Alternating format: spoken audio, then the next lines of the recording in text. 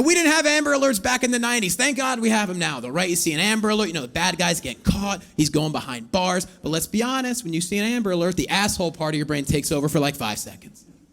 Because every time you see an Amber Alert, it's always the shittiest car you've ever seen taking the kid.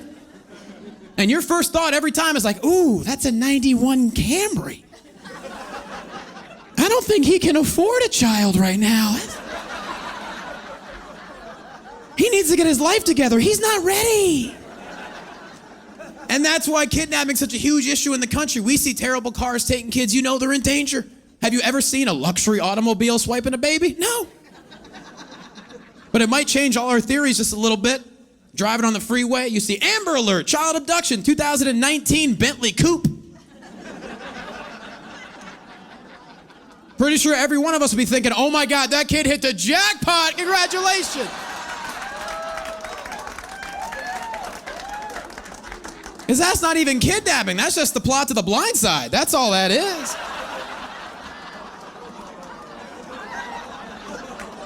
That is adoption without the messy paperwork, everybody. That kid's got a trust fund and a record deal. He's 3, he's good. And I think part of the reason I was a fat kid is because I grew up in Pennsylvania, which on the map, the whole state is shaped like a block of cheese, so it makes sense. Pennsylvania's state motto should just be, at least we're not New Jersey. Like, we have nothing else. And I'm from the kind of town where it's not uncommon to hear someone start a conversation with, well, I'm not racist, but. Which is a strange way for a minister to begin a sermon. That I can tell you. And my high school's nickname wasn't like the Lions or the Bears. No, we were the Concrete Kids. Spelled Konkrete. Kids. And I have no idea why. So I cannot guarantee that my hometown was racist back in the day, but I guarantee one thing we've never had, spelling bee winner, that's for sure. But nonetheless, when I meet people from Pennsylvania, I get so excited. No matter where you're from, you meet someone from that same area, you're like, oh my God, you're from there, I'm from there, let's hug for no reason. It just happens. Like I walked into a 7-Eleven like a month ago, the guy behind the counter wearing a Pittsburgh Pirates baseball cap. I just lose it. I'm like, dude, that's an awesome Pirates hat. You must be from Pennsylvania. He's like, no, Somalia. I'm like, oh, shit.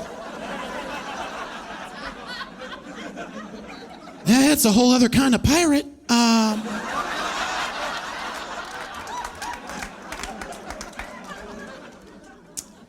Trying to be an adult, it's not that easy because I look younger than I am, so people meet me, they think I'm a millennial, then they find out I have Hotmail. It's very confusing. It's not easy having an old email address. It's like 19, 20 years old because you're still getting email coupons for VHS rentals at Blockbuster. And it's just embarrassing when someone asks your email address and I have to be like, oh, my email? Yeah, it's can't stop, won't stop, bad boy at hotmail.com.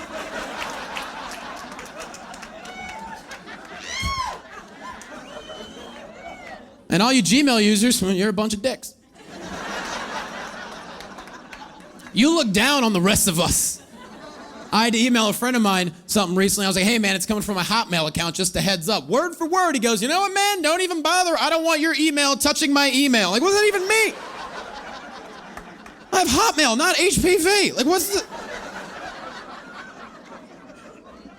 The only benefit of having an old email address, you can respond to any spam you want to, nothing to lose. Because you're the governor of Spamville, just go for it. We all got those emails you want to respond to, some country you never heard of, begging for money, a lot of misspellings, best one I ever got. All it said in the subject line was, I have $1 million, please help me find it. So of course I responded back, good news, I'm a problem solver, right? I get a response back saying wonderful with 2 L's. I'm a princess in Abu Dhabi. I have access to $1 million US, but I need your help to get it because I'm being held captive in my family's castle by my father, who's an evil dictator. So I responded back, ma'am, that's not really in my level of expertise, but I will forward your email to the Super Mario Brothers because, yeah.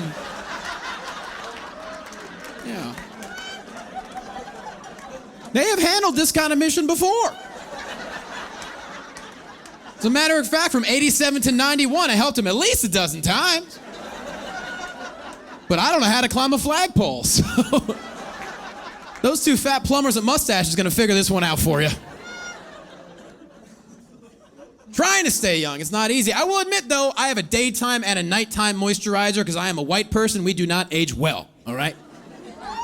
I learned from a friend of mine, she's in her 30s and she's gorgeous, she taught me how to moisturize. She's like, I do daytime and nighttime because men age better than women, so I gotta make sure I stay young, which I didn't know that was true.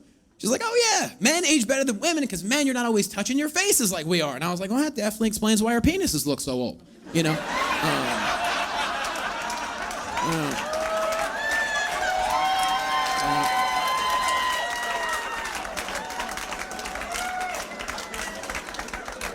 There is no beauty regimen that's gonna fix that. It's a lot of wear and tear down there. We might use moisturizer for a couple of seconds, but that's about it. If you look close enough, there's rings around it like a tree. Like that's actually how you guess someone's age. That's nature's way.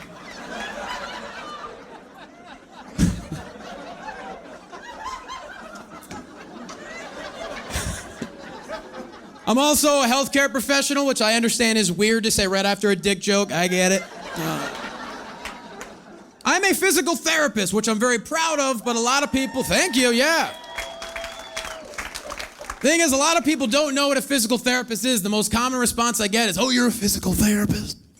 Can you give me a massage? I'm like, not if you ask me like that, Jesus. Why are you holding baby oil? Put it down. But now I do more comedy than I do physical therapy, so my whole life has changed. I've had to adjust a lot of things about my life, you know? For example, a couple of years ago as a physical therapist, my goal was to own a house by 30. Now my goal is not have a roommate by 40, you know?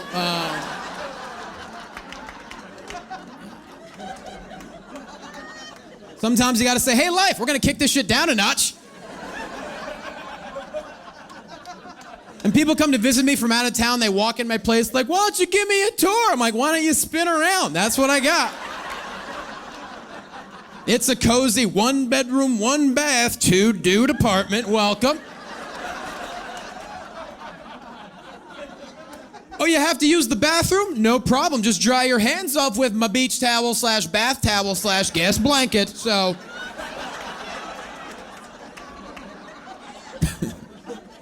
And I've had to switch health insurances. Guess what? That's never an upgrade. As a physical therapist, I had a Blue Cross PPO. Now, I drink kombucha and hope for the best.